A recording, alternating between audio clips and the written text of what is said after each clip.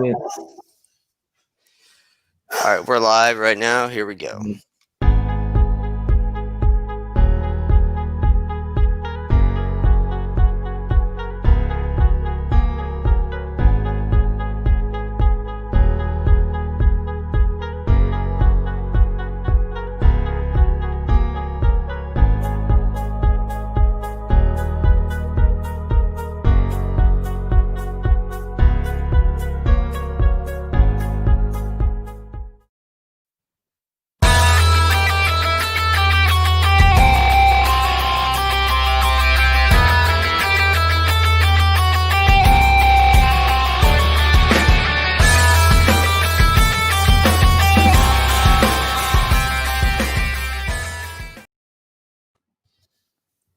All right, good evening, ladies and gentlemen, and welcome to the Fourth and Long podcast presented by Back Sports Page. We're here to discuss. It's going to be a little bit of a shorter episode because, as we'll get into, almost every game that matters is canceled or postponed. But we have some breaking news right now. Jake, can you give everyone your breaking news? Yes, I am taking my talents to Malibu this upcoming spring in Pepperdine University. That sounds so cool. That's so awesome, man. I'm so happy for you. That's so cool. Thank you, Justin. I You get to appreciate it. literally live on the beach and go to this school. You better marry some like rich actress or something, or you're doing it wrong. Hey, one of my coworkers is an actress, so You already got the in. You already got the in. yeah, she has a bunch of friends that are well connected, so you never know. Yeah, but so yeah, like we said, we'll get into it in news notes. There's a lot of games being postponed, and there's at least one game being canceled. So we're going to go through the slate pretty quickly, give some gambling advice. But first, we're going to get into today in sports history. And where is it? In 1875, Harvard versus Yale was the first college football game with uniforms. In 1973, Oakland A's Reggie Jackson won the AL MVP unanimously.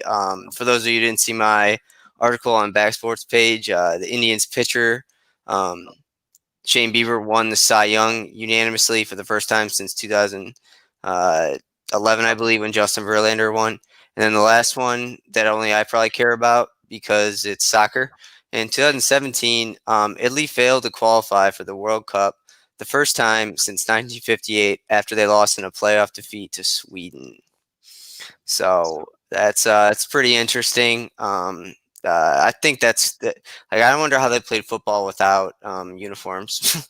Do they just go shirts and skins, or what do you think?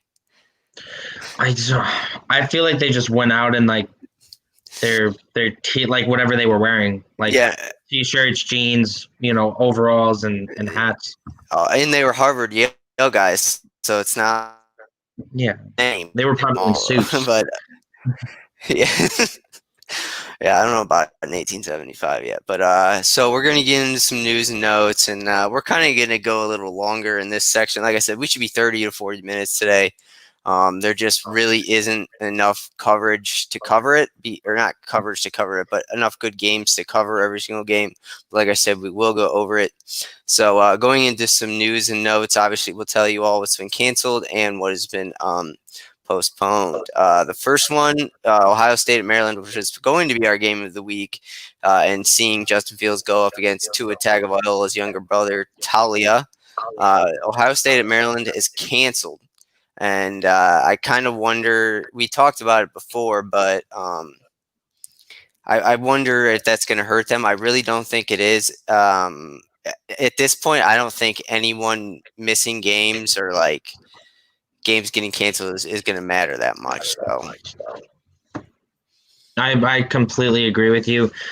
I mean, Ohio State's just too strong of a team, and that committee is not going to leave them out of it this year, especially with how strong they've started their season off. Yeah, and especially with especially with Notre Dame beating Clemson last week, and then Clemson still coming in the AP poll as number 4. We kind of talked about it last week, but Cincinnati and BYU, it's been fun, but I mean, your ride's over, and even Texas A&M, your ride's kind of over, because I feel like they could be shut down for a while. They shut down all their football program. Their game at Tennessee this weekend has been postponed, but like I said, they shut down the facility. Everyone was out. So it could be another Wisconsin situation. Obviously, you never hope for that, but it could be. Yeah, it's really unfortunate, but it's the time that we're living in right now. I mean, we'll talk about it more, but there's so many games that are starting to get like this. And with the end of the season coming, New Year's Six games are supposed to be scheduled the first, second week of December. Like, we'll know who the opponents are. And it's just unfortunate to see these teams that have worked so hard, kind of get their seasons cut short. But at the same time, it's holding them accountable because clearly, some of these teams didn't follow protocols and put their players' health at risk by doing Yeah. stuff. Yeah, and like we saw last week when, I know nothing's happened at Notre Dame yet this week, but storming the field, it's always cool. I've been a part of it, I think, one or two times, or storming the field, storming the court. It's awesome, but in time right now, if you're a fan of Notre Dame, all you were doing when you were storming that field was putting your playoff hopes at risk because they could catch COVID if you don't know you have it. So, and then a couple other games. Alabama at LSU is postponed. That usually is a much bigger matchup, obviously. I mean, last year I think it was like 1-2 or 1-3. But LSU's terrible this year. Miles Brennan isn't going to play at all. But yeah, that one's postponed, and I believe they'll be both those SEC games will be played the weekend of December 12th, where they scheduled like an off week for anyone postponement. But I mean, if another game gets postponed, I don't know when you play it. You just have to cancel it, I think. Mm-hmm. And then Georgia at Missouri is postponed, along with Auburn at Mississippi State is postponed. Maybe the most shocking news is that Wisconsin might actually play this week. They have That's really true. not more of a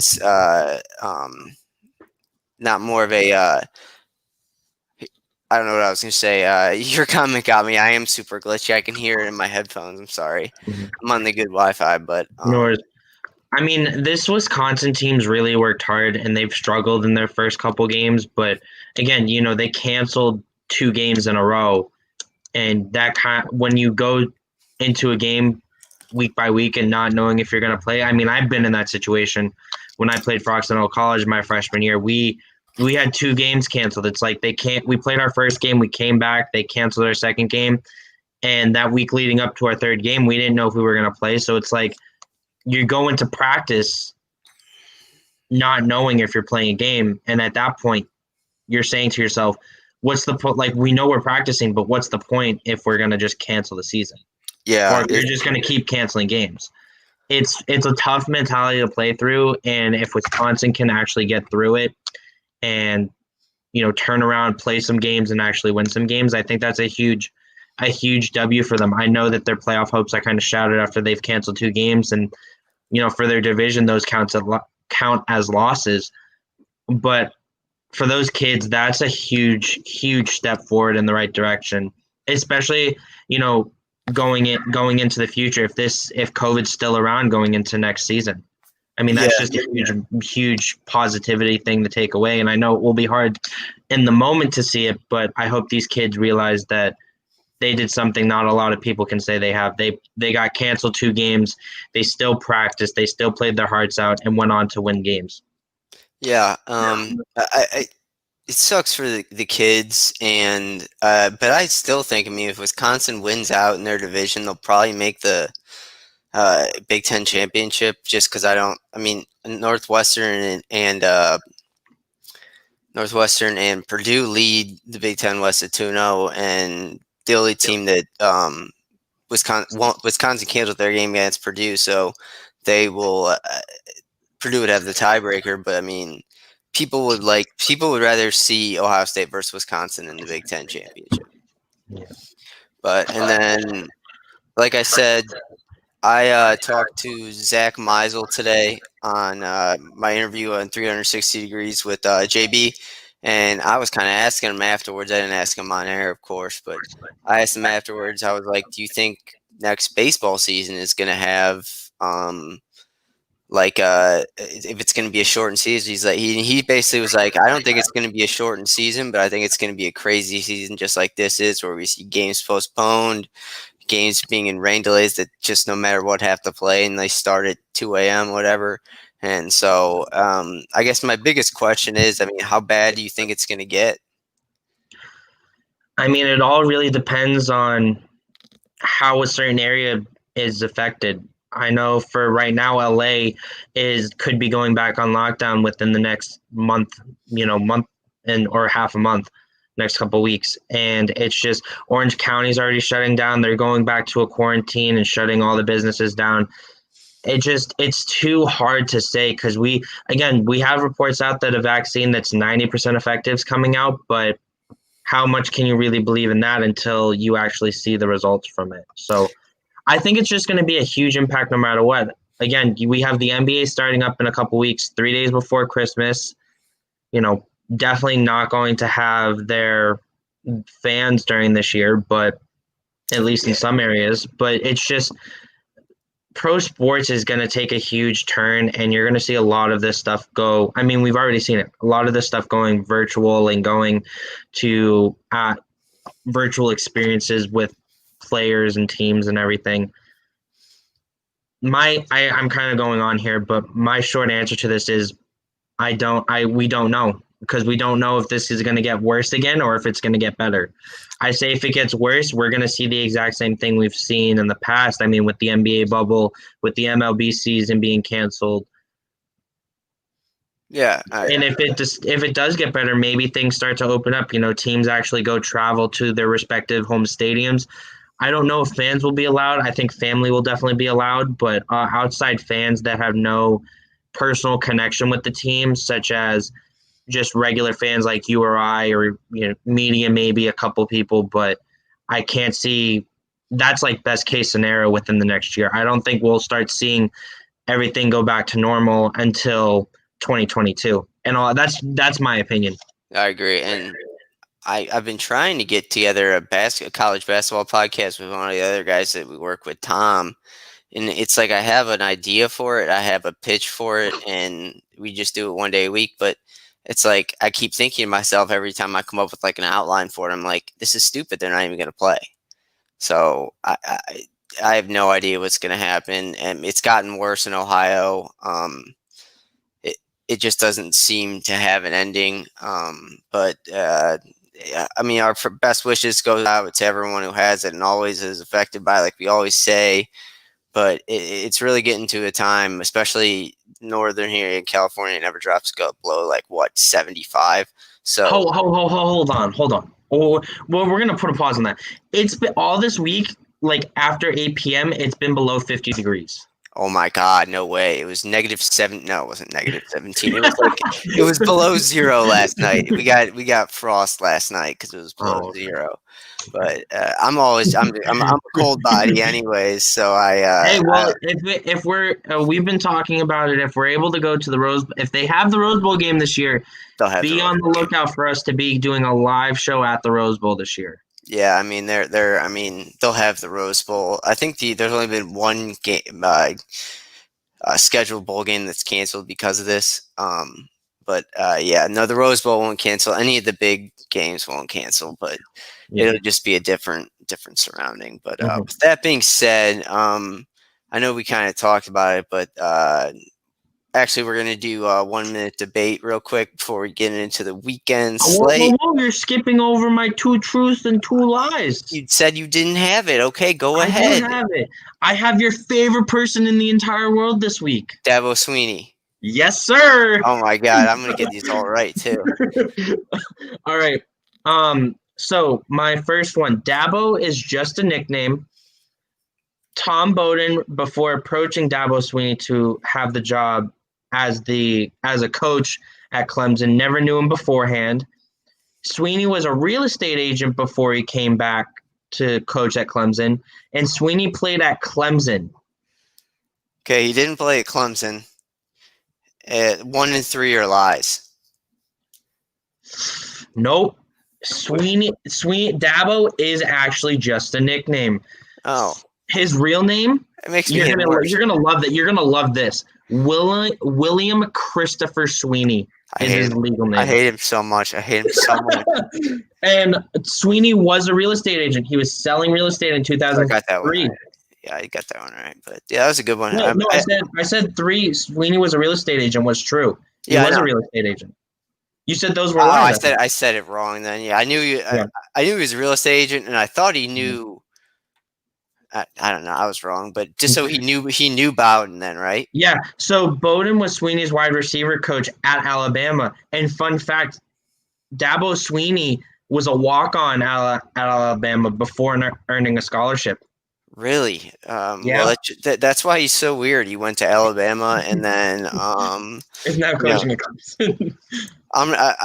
if I ever go see Clemson play live, I'm just gonna dress up as like a real estate agent and try and interview him and be like, "You are worthless. You are worthless, William Christopher. You're worthless." I really hate that. I never knew his. I thought his name was literally Dabo Sweeney. I thought it was too. Why would?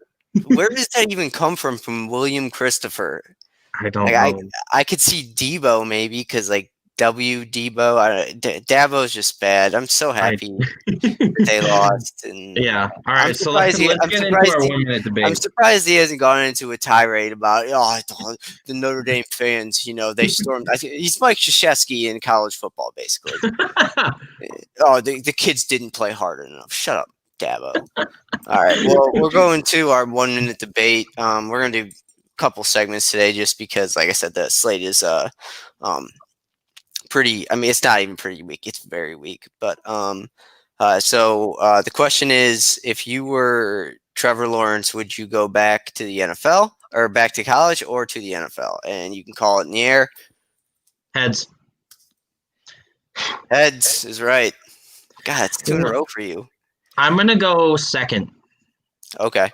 All right. I'm gonna try and time this. Okay. So I got 30 seconds. Or 1 minute, whatever.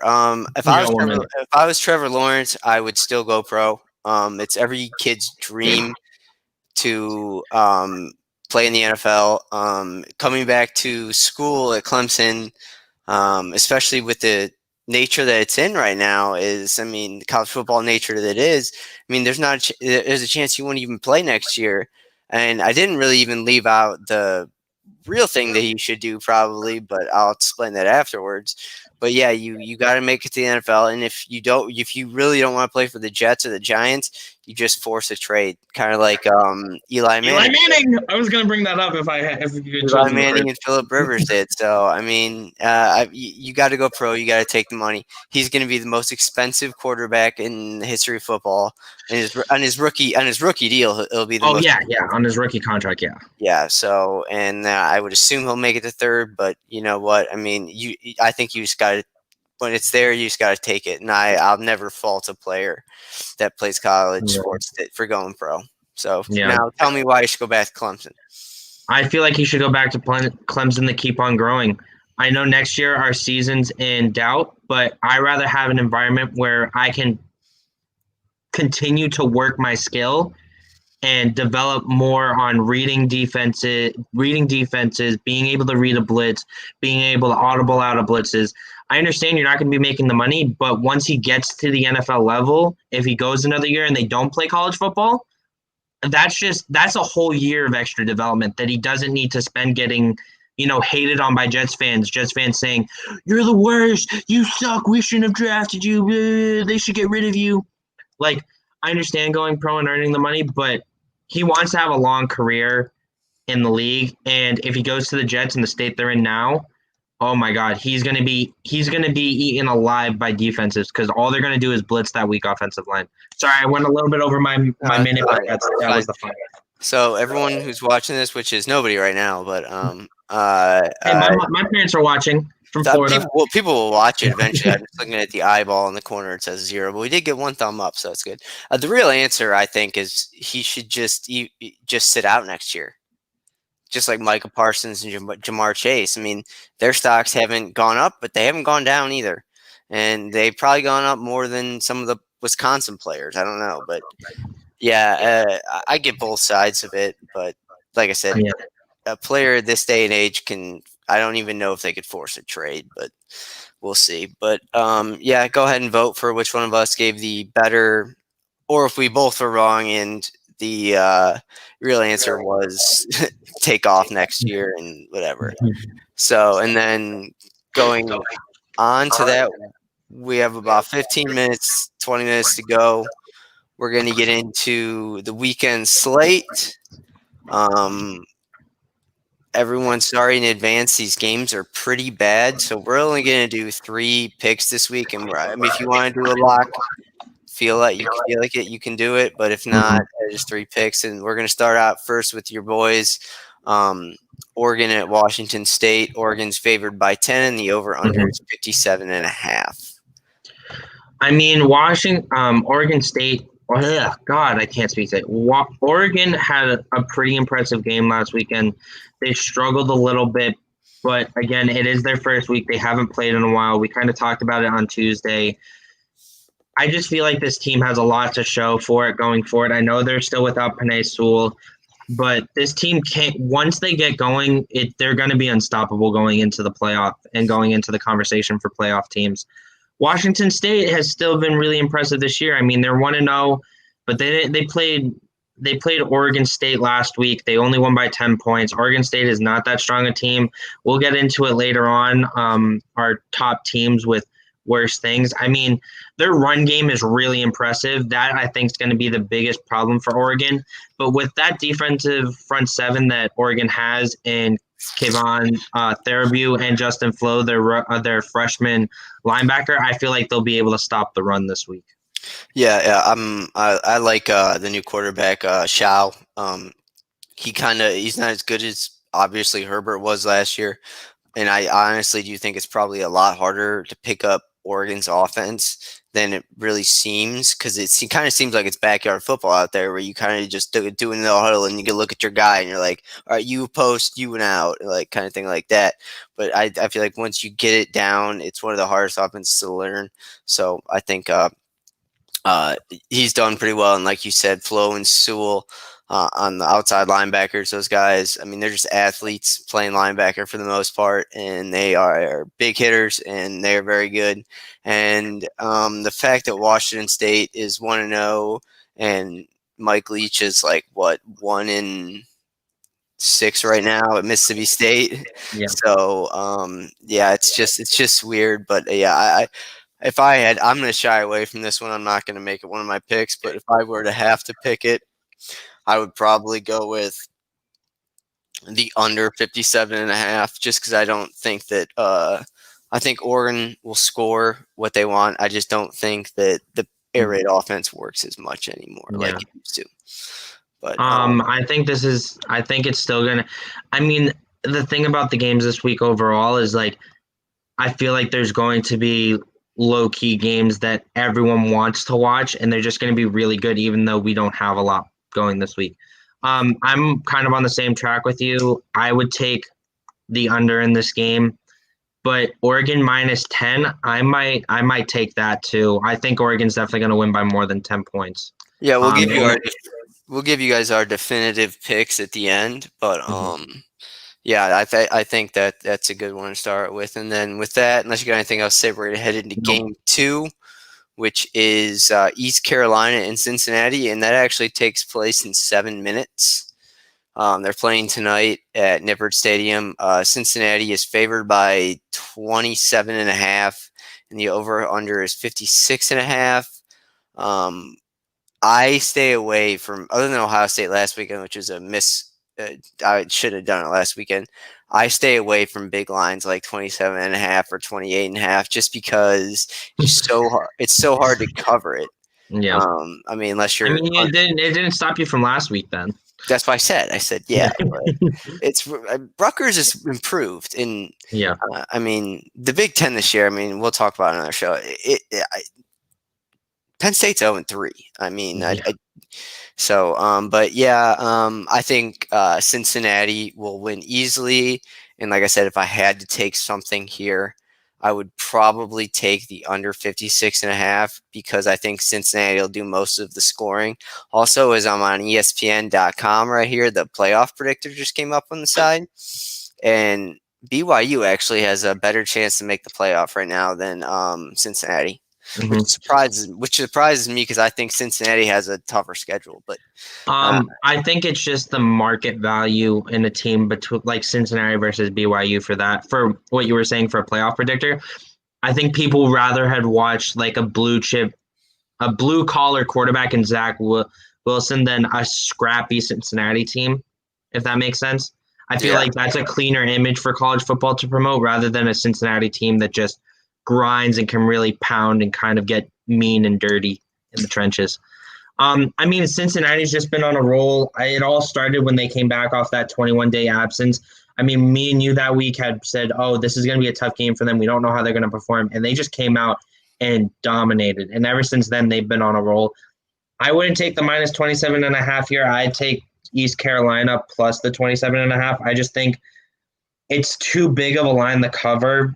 And especially in this week, I feel like it's going to be a lot of conservative football. I would also take the under 65.5 because I think Cincinnati is going to, I think the final score for this game is going to be like 35 to like 7 or something. It's going to be a really low scoring game for East Carolina. I don't think they'll be able to put points against Cincinnati's very weathered and very mean defense. yeah. So yeah, I kind of agree. We're gonna kind of pick it up here going on to these next games. Pretty much just give your pick on everything. Yep. But and the next we have your boys Coastal Carolina at Troy. This line was a lot lower than I thought it was going to be. Coastal Carolina is favored by 11, and the over/under is 53. I looked hard at this one. I would probably take Coastal minus 11 out of those 4 choices if I had to take one of them, because I don't know if Coastal doesn't have offensive player power to score that all by themselves. But I don't think Troy is going to score many either. So if I were to do it, I would take the parlay of Coastal minus 11 under 53. Yeah, I can't. The over/under is kind of hard for this game because Troy's been a really streaky team. But I definitely feel confident in Coastal Carolina, and I take Coastal Carolina minus 11. Cool. That brings us into a really interesting matchup this week. Yeah. Number 2 Notre Dame at Boston College. Growing up from the Boston area, this is one of the only matchups that I will actually watch every single year for Boston College. I don't know what it is with that coaching staff, but they always elevate their game against Notre Dame. I don't know if it's a rivalry thing because they're both Christian universities and they both fight over it. Who represents them better. Notre Dame, after coming off last week, is really going to have a big one. But I can possibly see this being an upset, and I take Boston College plus 13.5. And I think this is definitely going to hit the over 50 too. But I think Boston College will be able to play well against this Notre Dame team. Oh, see, that's I agree. I think this is, after that huge game versus Clemson last week, this is a definite trap spot for Notre Dame. And actually, one of my picks is the Notre Dame Boston College under 50 because, Notre Dame's defense, even though they gave up 47 points to Clemson last week, that was also in 2 overtimes. But I just don't think Notre Dame could put up enough points, and I don't think BC will put up enough points to get to 50. I think it'll be something like a 24-21 upset or like a 27-13 win. So understandable. Yeah. Oh, and then we get into another great game. US number 20 USC at Arizona. The USC is favored by 14, and the over/under is 67.5. I cannot see this game. I know last week was a nail biter for USC at Arizona State, but I don't see them hitting it again. I would take the under at 67.5 this week. Yep, absolutely. That's the one I was looking at. I don't know enough about USC.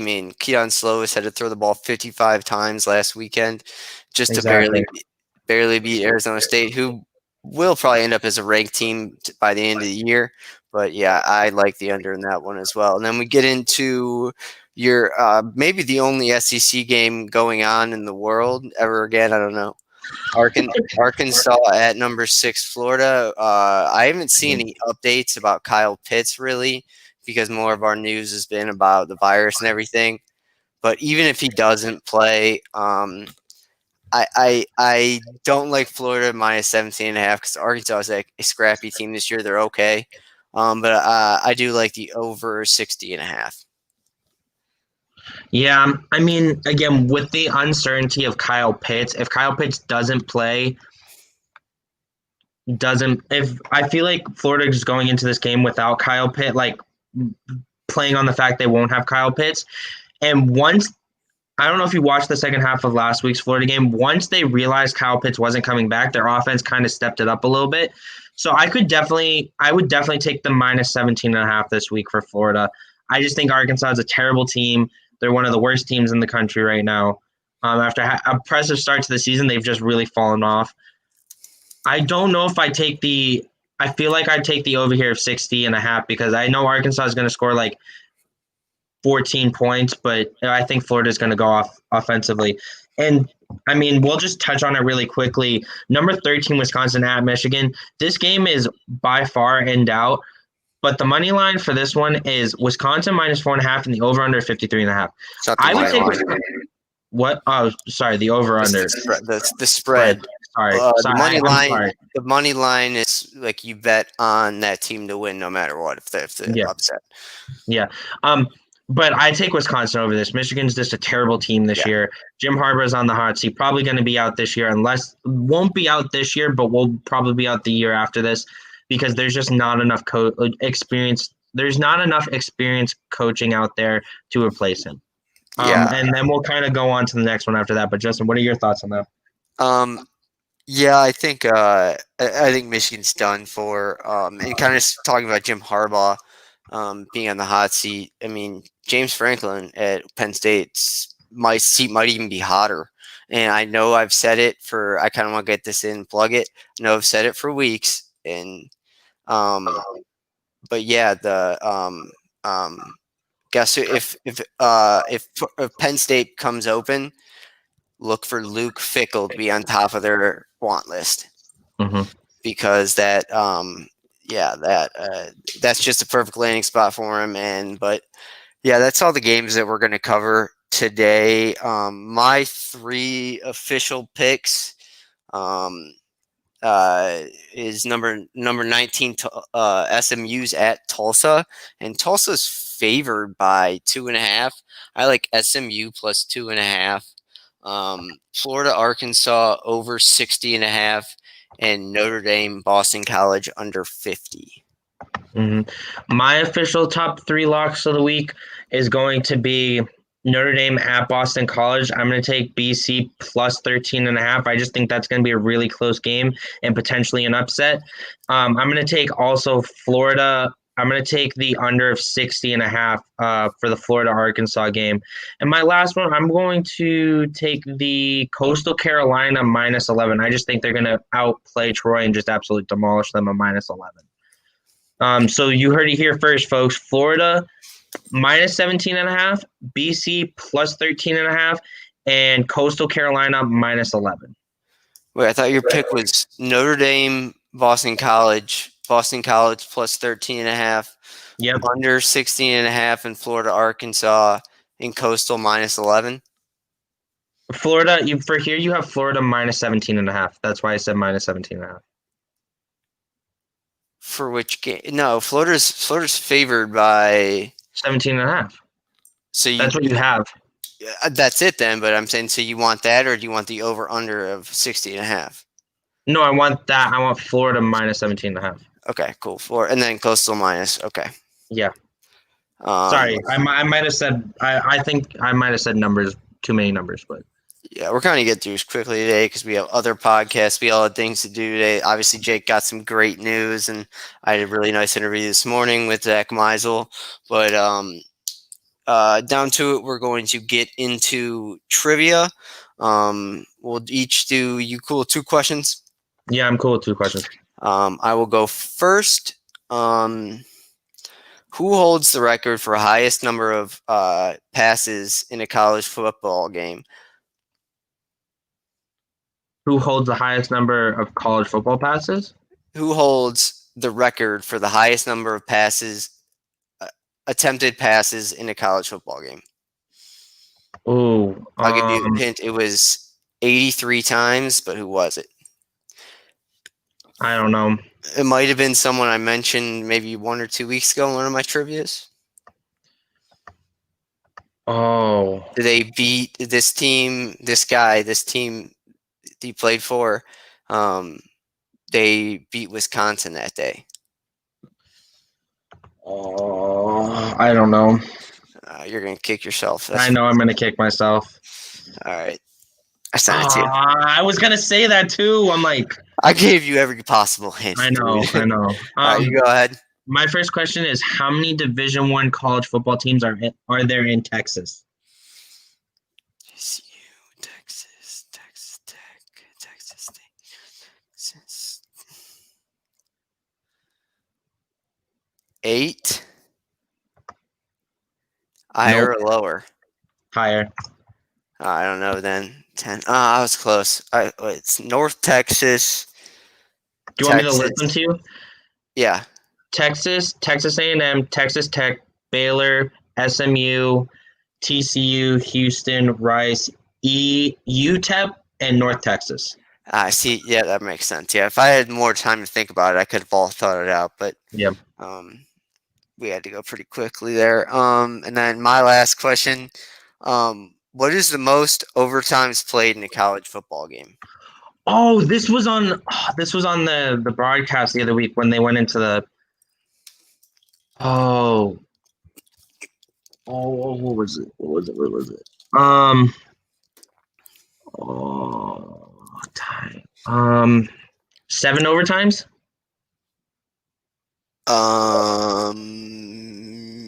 Yes, 7. Okay. It happened 2 times. Arkansas played versus Kentucky. Yeah, Arkansas versus Kentucky, and then Arkansas versus LSU, wasn't it? No, it was Arkansas versus Kentucky 2001 and Arkansas versus Ole Miss 2001. Jeez, in 2001, those dudes had to be so tired. Yeah. 7 overtime games. My last question is, what was the first ACC team to hand Florida State a conference loss? What year was it? Oh, I don't have that. Oh my God. So who gave them their first conference loss? Yeah. I'll take two answers. I'll let you. There's 2 answers you can give, not for first conference loss, but just for a Florida State a conference loss. At least according to this website. This year or all time? All time. I'll narrow it down. It's an East Coast team. Virginia Tech. Virginia. Oh yeah. You'll get half a point. You were right though. You said Virginia and then Virginia Tech. You said Virginia Tech, and then I'm like, no. You said East Coast, and I was like that, yeah. So. Well, I had to give you a hint. I feel like that's too broad to. If you have a lot of these questions, if we had more time to think about it, we would probably get a lot of them right. But you're on the spot, like 'cause you could think in your head, like who was around and that kind of thing. And then for the last segment, I just would like to talk about the Mid-American Conference football. With everything getting canceled this week, they actually ended up playing 6 games on Tuesday and Wednesday night. We pull it up real quick. On Tuesday, Akron lost to Ohio University 24-10. Weird thing about this game was that OU was favored by 30.5.